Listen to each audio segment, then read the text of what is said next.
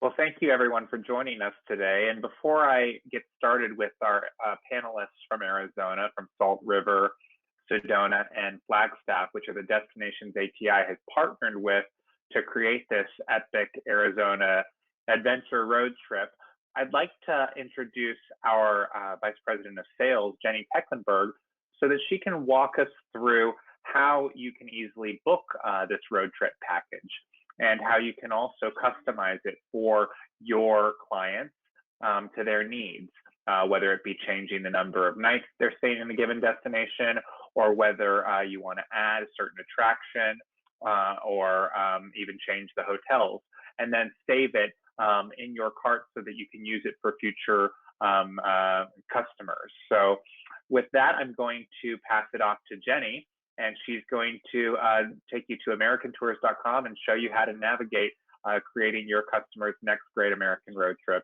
in Arizona. Jenny? All right, so let's get started here. And we are right now on AmericanTours.com website. And I have gone under the Drive America tab.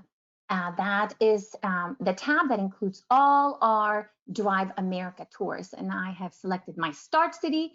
And in this particular case, I am looking for Arizona, the epic adventure destination. And it is coming up right here. And I'm going to go ahead and check availability. I have a nice family with 2 kids, and they're so excited about this tour. And I can't wait to show this to them. So I'm going to go ahead and add the traveler's information to children. They are 7 and 5. And then I'm going to put in the departure date, which is they want to travel in July the 15th. And I'm going to go ahead and check it. And this family is so excited for this tour because really this tour has everything that you need as a family. It has, golf, spa, yummy food, nature, national parks, and brewery tours as well. So it has all the fun. And then for the kids, I know that the little girl can't wait to see the butterfly conservatory, and the young boy is excited about the raceway, the Octane Raceway, which is just very close in Salt River as well. So let's take a look at this.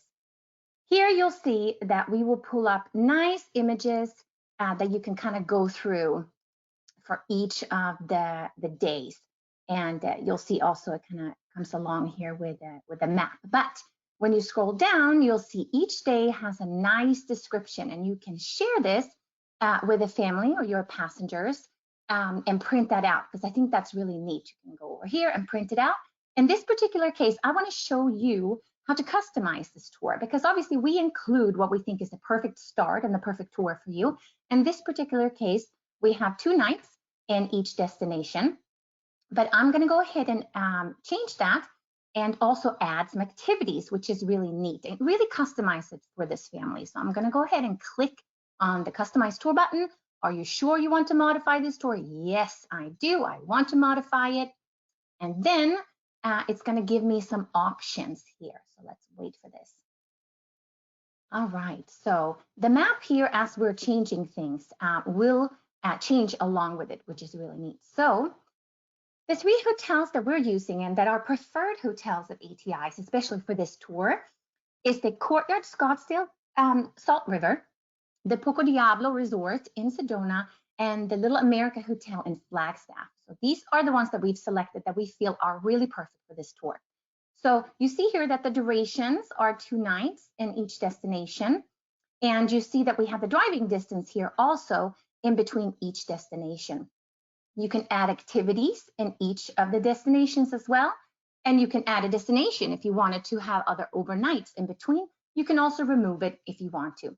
In this particular case, I want to show you how to add a night. So I definitely want to change my stay. I want to stay at the Courtyard Scottsdale Salt River because it is the perfect hotel, really, especially since it's so close to the Talking Stick Entertainment District. And there's so much more fun for the family to do. So I'm going to go ahead and change the duration from 2 nights to 3 nights.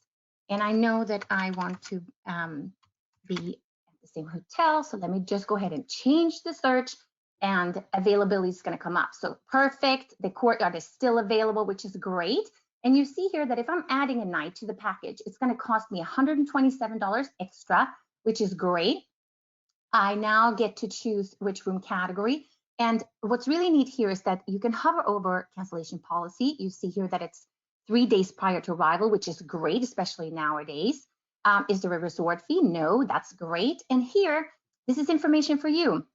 You see how much you make on this particular item in the itinerary, 12% commission, and it gives you the dollar amount. So I'm going to go ahead and select this, and the system's going to ask me, are you sure you want to change your stay? Yes, I do, because it's going to shift the dates forward since we're adding a night. So let's see if it did it. Yes, it did. See here, now we have 3 nights in the Salt River area, which is great because there's so much to do. And then we're moving on here. We're going down to stay at the Poco Diablo, which we think is perfect for 2-night stay. Lots and lots of golf for dad and lots of things to do. And then when we get to Flagstaff, we're going to stay at the Little America Hotel, which is really, in my opinion, the best hotel in Flagstaff. And again, you have all the information to hover over here. And what I wanted to show you is how you can add an activity. So I'm going to go ahead and add an activity in Flagstaff because I know that they really want to go to Grand Canyon and they want to do one of the helicopter tours. So I've selected the North Canyon tour for them. You have all the description here if you need it. It tells me how much it is per adult and per child, and then how much the total is for adding it to the package. So I'm going to go ahead and select it. And here we go. Let's scroll down and see if it was added. Yes, see here on my Flagstaff days, I now have the Grand Canyon, North Canyon tour in the Grand Canyon. Fantastic. So I actually think that this is a tour that next time I have passengers that want to do this tour, I think it's a good idea to save this tour as a template. Obviously, I have the access to start where I did when we started looking at it. But, you know, with the changes I made to add an extra night and add the activity, I think that is something that I want to add for future references as well. So I'm going to go ahead and save this, and this basically saves this tour exactly with the changes that we did as a template. And next time I go in and I search for a tour in Arizona, this will come up with the changes. So I'm basically building my own library of tours. And it will be called Jennings Arizona Tour, which is great.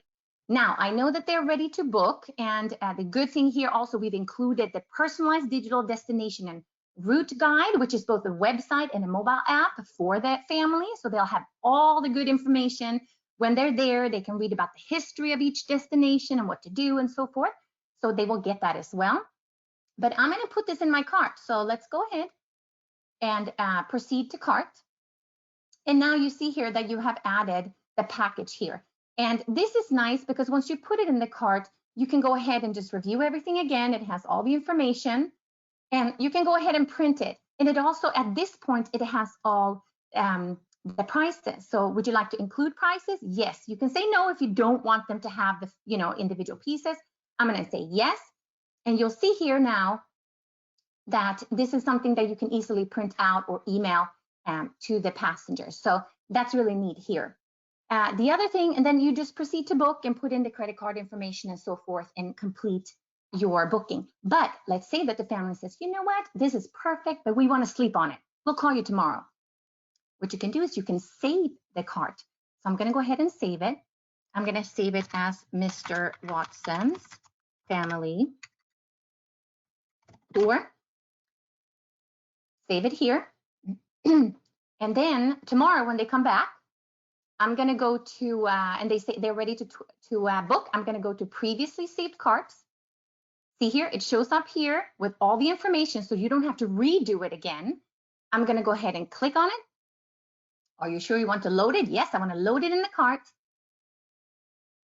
And then it's going to basically check all the availability again for all the things. And if something isn't available anymore, then it's going to prompt you to switch it out. But in this particular case, obviously it is. And then you can go ahead and proceed to book with everything.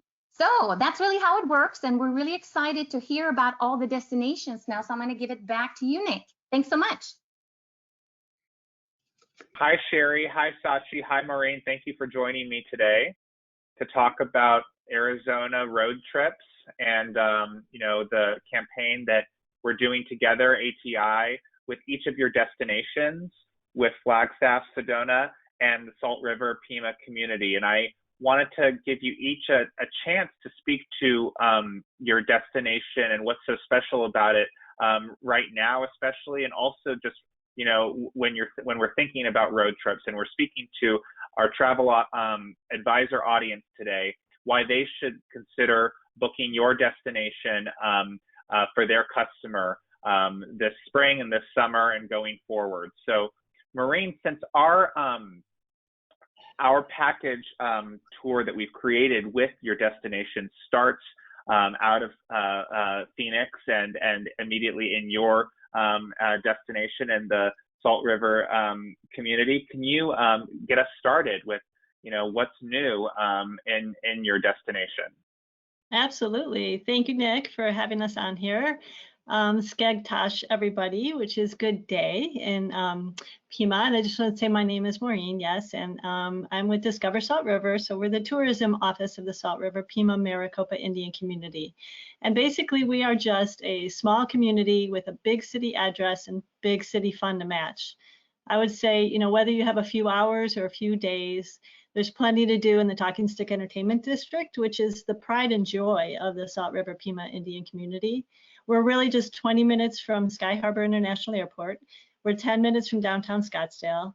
And Salt River is really rich in history, culture, and entertainment. We have over 2,200 hotel rooms, and we invite you to come play with us. We're one of Arizona's 22 tribes with easy urban access. There's lots of opportunity to see culture. And basically, we recommend getting out and enjoying our amazing weather.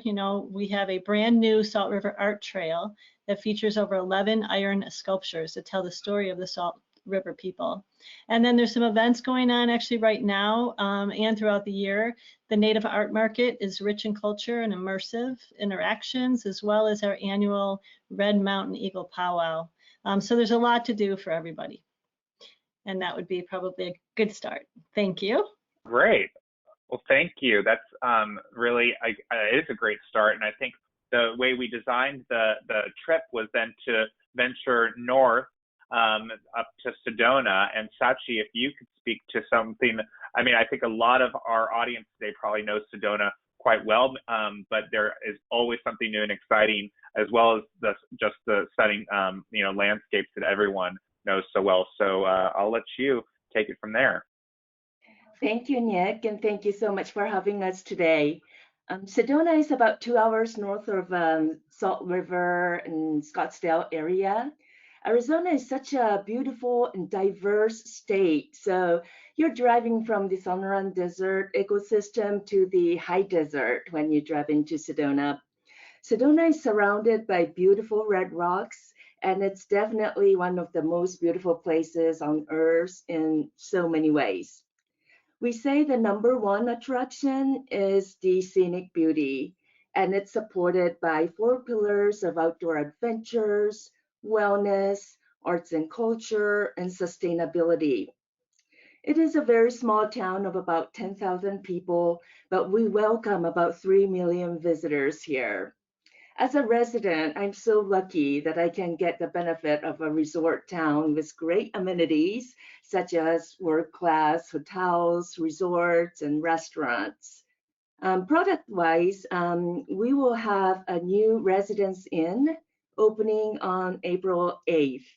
It is very timely as during this pandemic, we saw increase in inquiries for hotel rooms with kitchens. So we're very excited about this new addition to the community.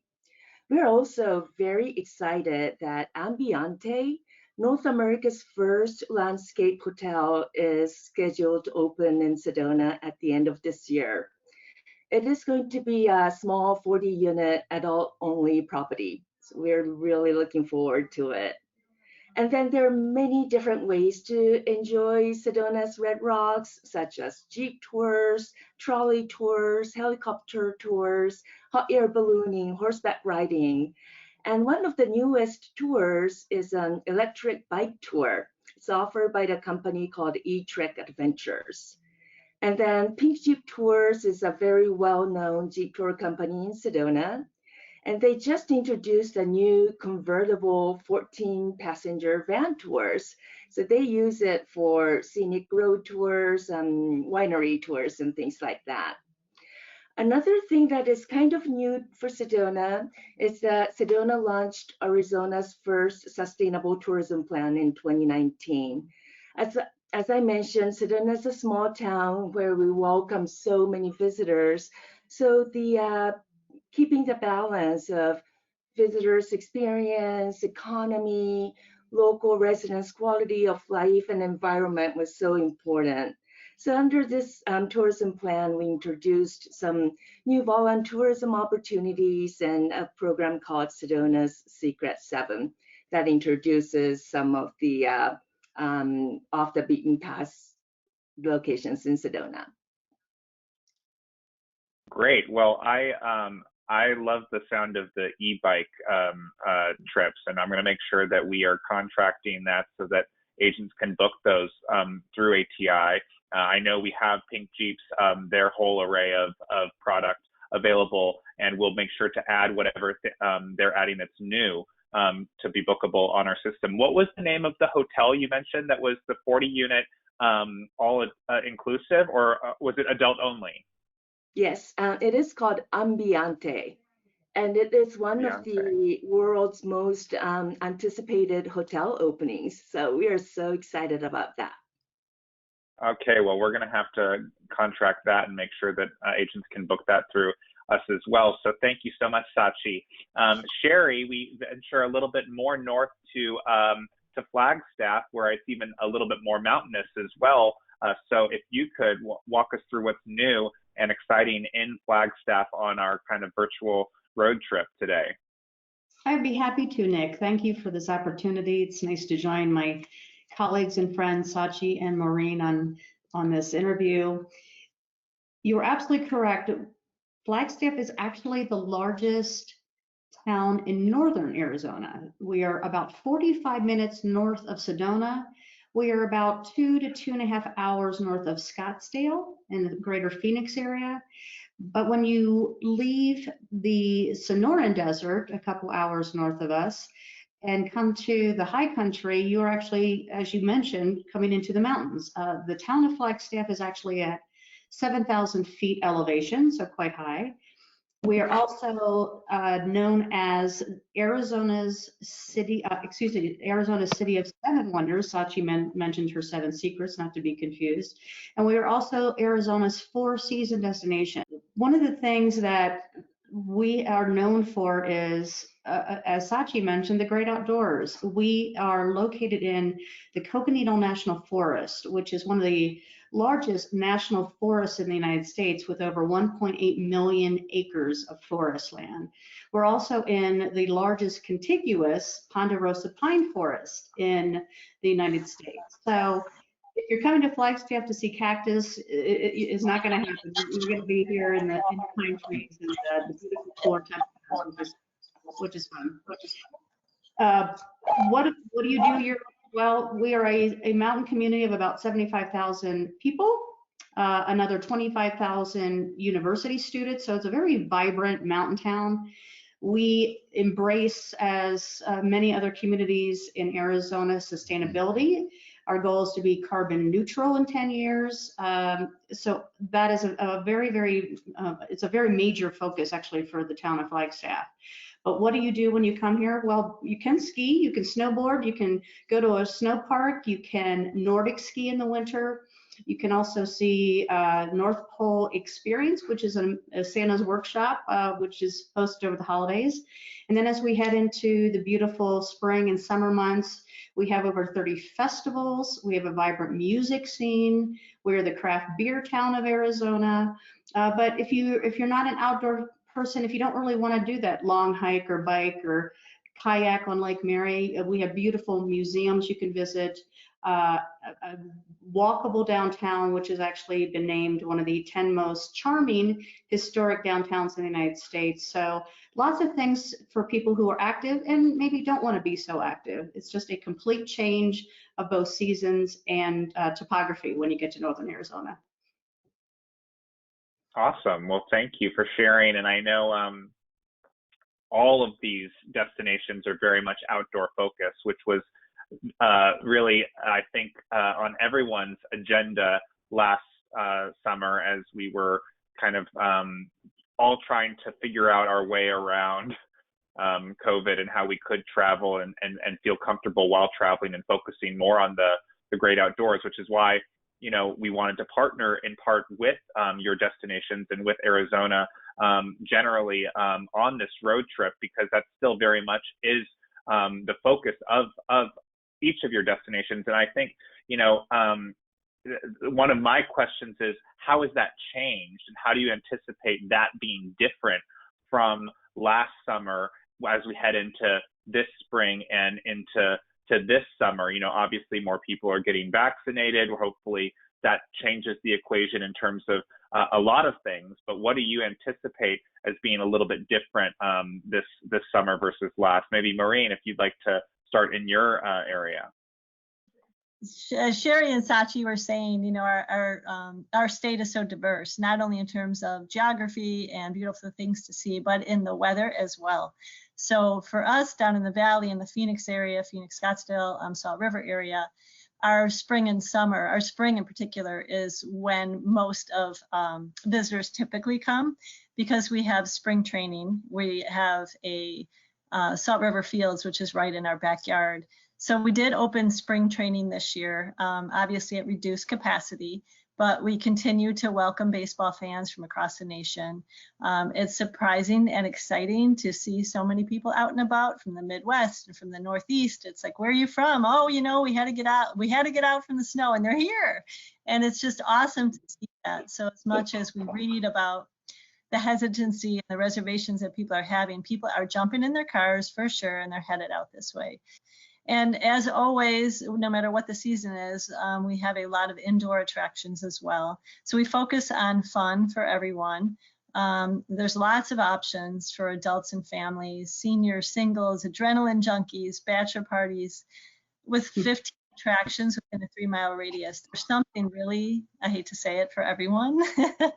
And there's a comfort factor at all of those places too. So if the grandparents, you know, want to go to Butterfly Wonderland, it's okay, because the kids could go over across the street in a place that might be a little bit more crowded for their comfort zone. So we've all adjusted, and we're excited to welcome everybody. So thank you. Great. And Sachi, I heard lower rates in the summer because of the heat in Salt River, Pima area. Is that the case in Sedona as well? And what's new? And what do you anticipate to be different this summer versus last? Yes, so Sedona has very distinct high and low seasons. Spring and fall are when we are very busy, and summer and winter are when we are slower. So definitely you get to see some lower rates in the summer season. But this year has been very interesting. Arizona's economy reopened in mid-May last year. And since the economy reopened, Sedona has been very fortunate to welcome so many visitors. I think the wellness aspect of Sedona, the open spaces, we had a lot for people were drawn during that pandemic. But the big difference I see is that the license plates. Last summer we saw a lot of license plates from Arizona and then nearby community states of like California, Nevada. This year, it feels like I see license plates from all over the country. So I think people are taking longer road trips. And also, when I think back, last summer, we were very busy updating our lists of what's open, who's offering what services are available. But now, a lot of things are operating as usual, with, of course, social distancing and mask mandates and things like that. but it feels pretty normal here. So definitely this year, visitors will have more restaurant options, more things to do. Some of the trails were closed last summer, but it's now all open. So definitely when you are in Sedona, I think you will feel more normal. And then another thing is that, Maureen mentioned about spring training, but it's about the events. Last year we had no events, but gradually we're seeing some small events happening in Sedona as well. Illuminate Film Festival will be held from May 20th to the 26th. Sedona's largest event, which is the Sedona International Film Festival, it is usually held in February, but they had to postpone it, and it will be held in June this year, from June 12th to the 20th. Sedona Photography Symposium will be held in the summer in August. So gradually, event-wise, we started to see more happening. And there are lots of small yoga classes, meditation classes, more of like metaphysical, drum circles and sound healings, that kind of activities, very Sedona-ish events are happening with smaller scales. So that's really exciting for us. That's great to hear, and a lot of that I imagine is outside, right, as well. So it's following all the public health guidelines. So great. And Sherry, what about Flagstaff? What do you think is going to be different this summer versus last up in Flagstaff? I'm going to echo what Sachi said a little bit. We had last summer, we did have most of our restaurants open at a limited capacity. Of course, as COVID sort of hit in March and April, we were starting to go into our cool season, our beautiful summers that are in the 70s. So the restaurants were able to sort of expand out into the streets and things like that. The biggest thing I think is the same, maybe a little bit like Sedona. Last year, of our 30 festivals, we had none. This year, although they're starting later, or some actually are still postponing till 2020, we will see some of our festivals come back, whether it's the music festival or beer festival or Celtic festivals. They really run through October of each year, so we'll see what happens. But we are hearing things that many of those will start to come back as we head towards summer. I think the interesting part was we didn't lose many restaurants, but we did lose some, and they were mostly in our downtown area. However, I'm happy to report that we already have 5 new restaurants moving into downtown as early as one's opening today. So we had a strong drive market like Sedona and probably Phoenix. Yes, we've also seen some of those license plates that we don't usually see in the summer, but I can tell you Southern California, I think all of Southern California was here in Flagstaff last year, which was great to have you all. It was, please come back. And I think what we're also seeing is, we all had that year to sort of reinvent itineraries and ideas. And like Sedona, we are also moving into e-bikes. There's a new company that is opening with e-bikes. Our Arboretum that opens usually around Memorial Day weekend through usually close to October 1st. They had just mostly virtual events this year. They are reopening, and they're going back to what they were going to do in 2020, and that is see the Arboretum via Segway tours. So you can walk, you can have a guided tour, self-tour, and now you can do a Segway tour. So we are seeing some new innovations, and it's really fun to see. We're not in Anaheim, so we don't have theme parks and things like that pop up. We rely on the outdoors, so we have to get creative in what we do there. So it's starting to happen. So you'll see some new things this summer for sure. So I wanted to ask each of you what a kind of must experience is right now that maybe might be more off the beaten path. You spoke to some already, but is there one that if our travel advisors send their customer to visit each of your destinations, they must do this summer? Maureen, you want to take a stab first? Absolutely. We have something that opened last February 22nd, and we were open for 2 weeks, and we had to shut down. It's the USS Arizona Memorial Gardens at Salt River. And unfortunately, the world didn't get to know about it because we had been shut down for so long. Basically, it is a memorial that honors the brave individuals that served aboard the USS Arizona at Pearl Harbor. So the Salt River Indian community actually received a large piece of the USS Arizona boathouse and built the gardens to commemorate it. And the boathouse actually served as the original memorial at Pearl Harbor. Elvis Presley actually was filming a movie back in those days in Hawaii, and he heard that they were trying to raise funds to build the permanent memorial that we know of in Pearl Harbor now. And they didn't have enough money, so he dedicated all his concert proceeds to build the actual memorial. So the boathouse that we now have a big piece of ended up out on a ship Navy yard somewhere. And the Salt River community was able to receive it. And to get it here was quite a task, trying to get, and each step of the way there was amazing salutes and ceremonies along the way from Hawaii all the way to Salt River when it came last February. So the gardens span the exact length and width of the USS Arizona. There's over 1,500 columns, which outline the actual perimeter of the USS Arizona.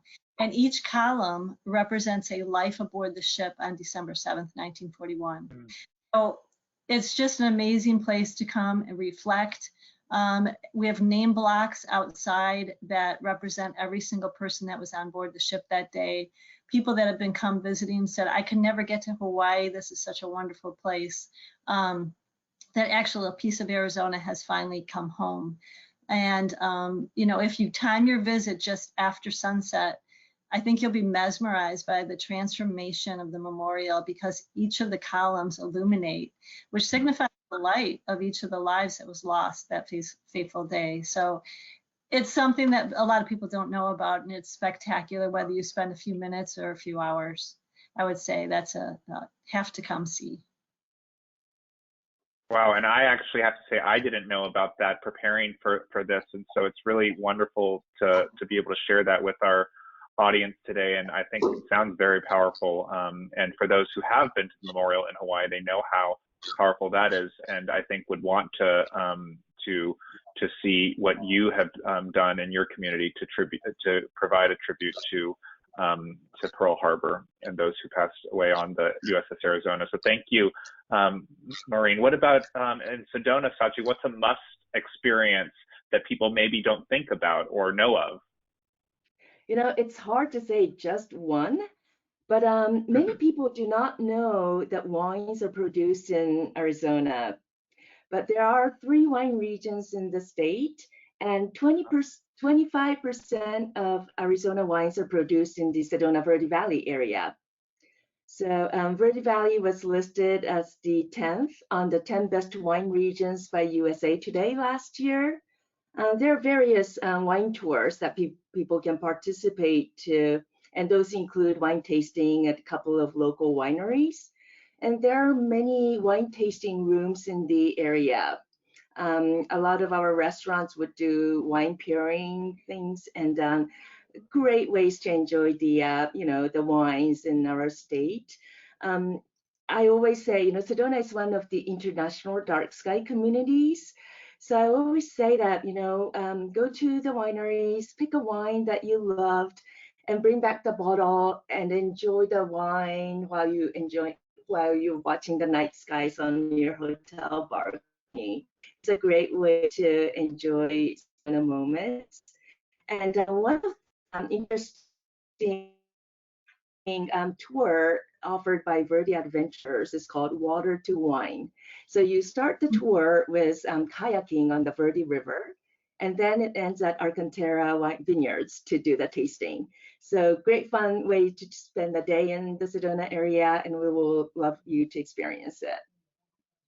Well, I'll have to make sure that we have that bookable as well. I think that those are my favorite types of adventures, if you will, or experiences traveling, which is to get the exercise and adventure in and then be rewarded with the wine afterwards. So thank you for sharing that experience. And Sherry, what about in Flagstaff, what do you think would be a must experience that maybe our audience doesn't even know about?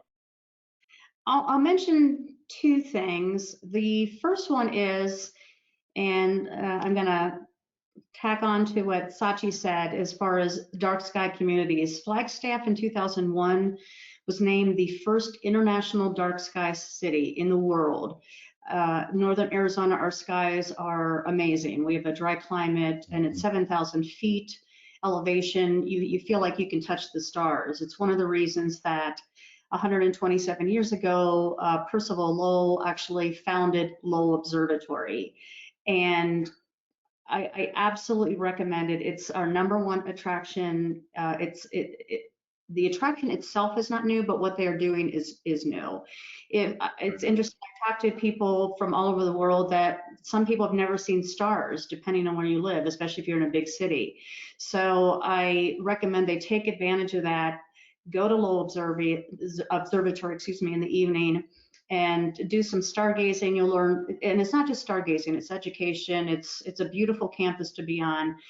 A year and a half, they opened their new Giovanni open air observation deck with 4 more telescopes. If you happen to be bringing a small group, they actually have telescopes now just for groups, so you don't have to stand in line. But it's an amazing experience. I mean, you can literally see the entire galaxy. So I absolutely recommend Lowell Observatory. And if you can do a private tour, even better. And finally, I would mention Grand Falls on the Navajo Reservation. They are still under lockdown, but shouldn't be for much longer. It is a waterfall that is higher than Niagara Falls at the border of New York and Canada. It is also called Chocolate Falls because the water comes from the Colorado River, which tends to be a little browner, a little muddier. And it's just a stunning site. There's no permit required. There's no fee to get there. It runs, especially right about now, actually, because it's also based on the snowmelt. So spring is usually some of the best times to see it, or early summer. But definitely check in with our visitor center, and they can guide you on that. Okay, great.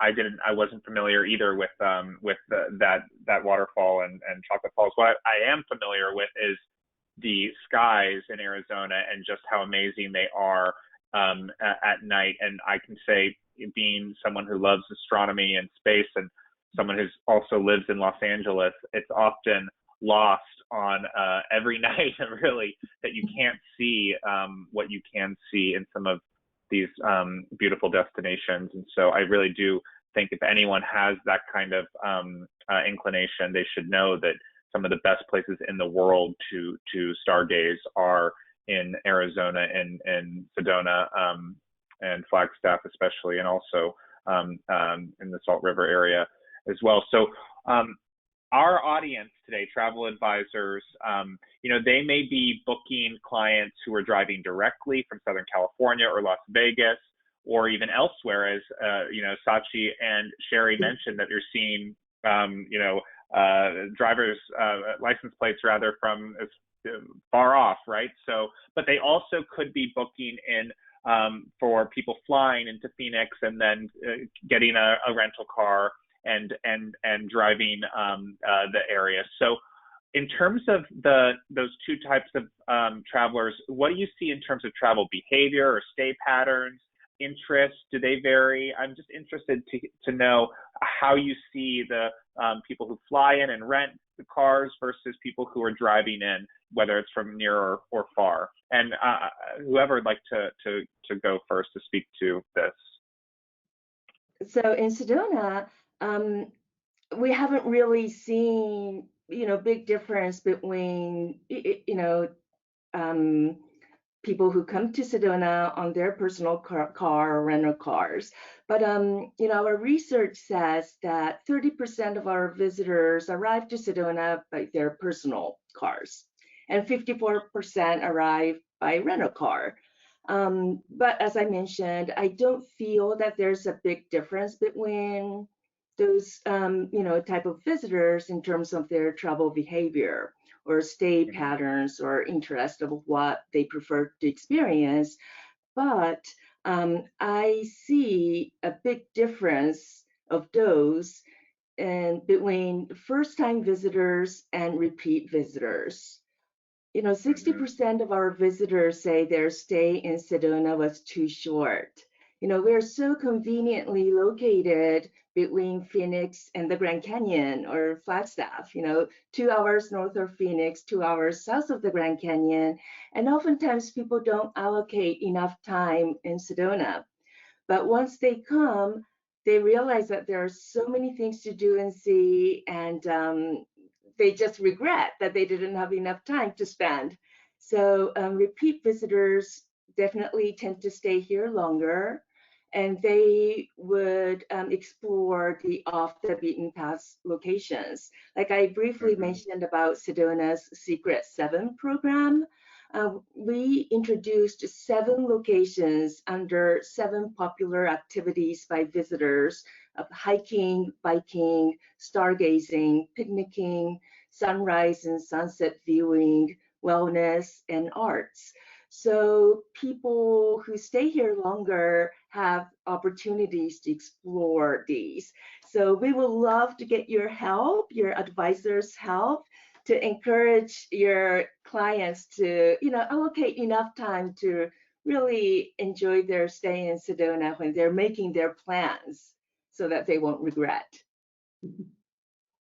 Great. Well, and Sherry, do you see the same trend with return visitors versus first time, that they should be spending? I think every destination wants people to spend more time to experience more, but what have you seen there? Over the years, and not just because of COVID, we've seen Northern Arizona grow exponentially with visitors. It started out because we were 90 minutes and our 90 minutes from the Grand Canyon.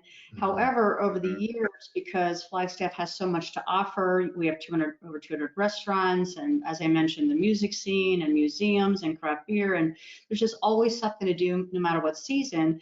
In 2019, we had 5.3 million visitors. So the word has gotten out to come to Flagstaff especially if you've already stayed at the Grand Canyon, and really use it sort of as a hub and spoke. Do a lot of day trips so you don't have to pack and unpack.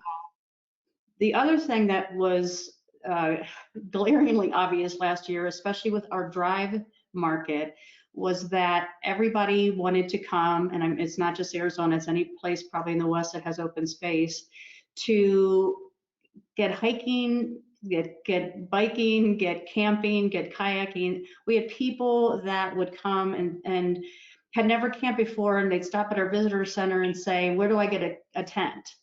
Honestly. Right. And our outdoor suppliers were sold out a good part of the summer. So it was nice to see people actually getting more into the outdoors. Maybe, it was their first time that they really did something big. So that was a big new trend.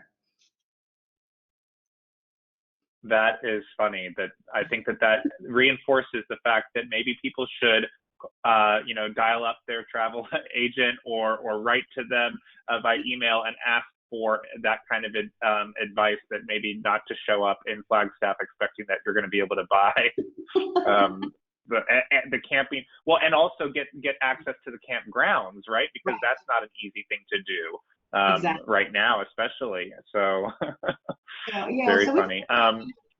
They camped maybe for a night or two to try it, and then they'd stay at a hotel. So it was all good. It was a nice experience for them.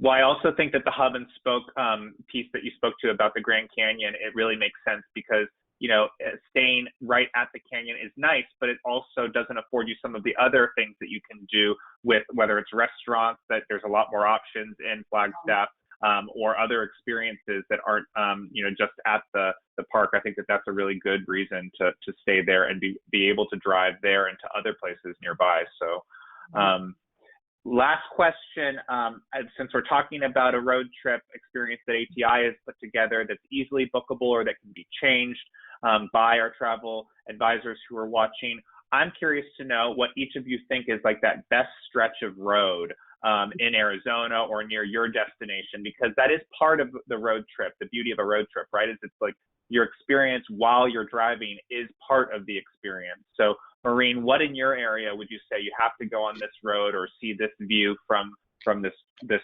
portion of a drive?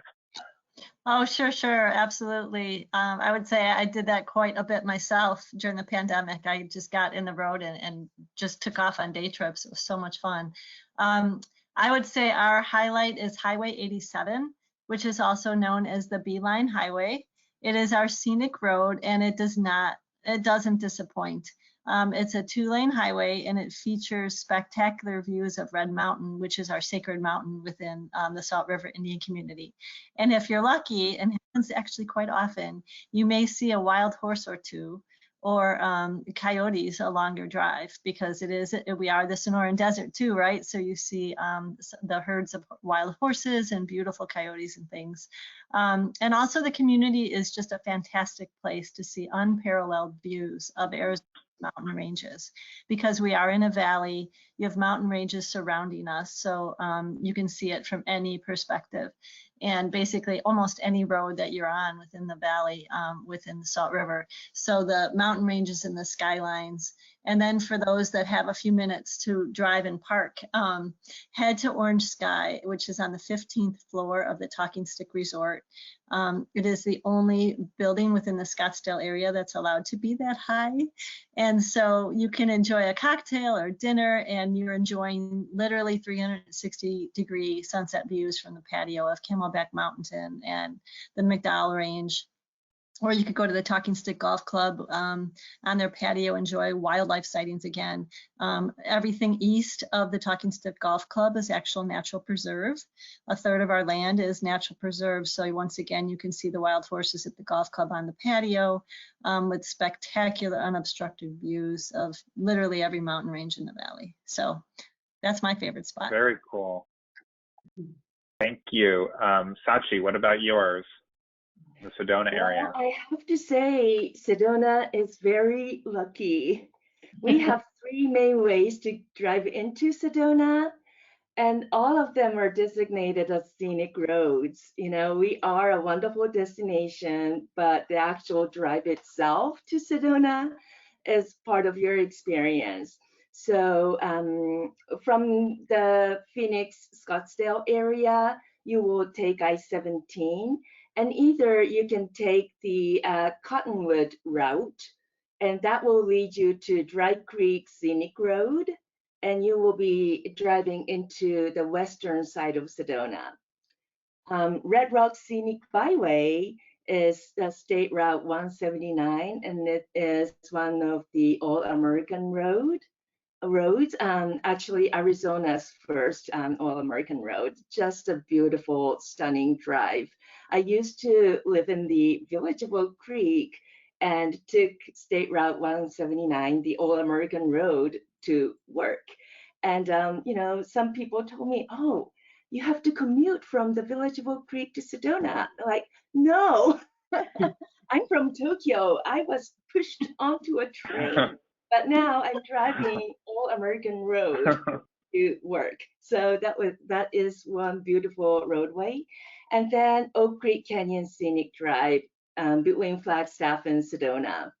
That is one of Rand McNally's top 5 most scenic drives in America. And drive up to Flagstaff in early mornings is just spectacular. You know, the lights coming through the canyon and the tall pine trees. I love it, and I often, you know, sometimes visit Sherry in Flagstaff, and early mornings are a beautiful time to do that. So that's great. I feel like you're selling exactly what we should be doing, how to travel on this road trip that we've designed. So Sherry, if they're traveling up north to Flagstaff in the morning, where else could they explore? What other roads do you recommend up in the Flagstaff area that are unforgettable? Oh, and again, I absolutely agree with Sachi. Oak Creek Canyon is actually one of our 7 wonders that we sort of share that with Sedona, not to be missed on 89A. Once you get to Flagstaff, I would actually drive over to, which actually leaves from sort of the downtown area, which is 180, Highway 180, which takes you up you keep climbing in elevation. So you leave the town of Flagstaff at 7,000 feet, and you're gaining up to about 2,000 more feet of elevation on your way to the Grand Canyon. So you see the beautiful pine trees, and then you sort of get out of that area, and it becomes vastly different with some of the red rocks as you head towards the Grand Canyon. It's really quite amazing how different the topography is. One quick tip, if you're coming here, again, I think I mentioned it in the summer, absolutely go to Arizona Snowbowl, our ski resort, and get a ticket for the scenic chairlift. It will take you up to 11,200 feet, and at the top, you'll be able to see the beautiful red hues of the Grand Canyon. It's really quite stunning. Thank you all so much. I am definitely inspired to book to visit all of your destinations, and I think probably in the order, honestly, that we designed them together, right? Starting in the Phoenix area in Salt River and coming up Highway 17 to Sedona for more than 2 nights, right? As you say, Sachi, it need to be a little bit longer, and then up to Flagstaff. And we must add the Grand Canyon in, right? We mentioned that's not too far away, and I think every time, even though people have been there before, there's always a reason to go back. So you know, I thank you all for sharing your destinations with our travel advisors today, and we're looking forward to now,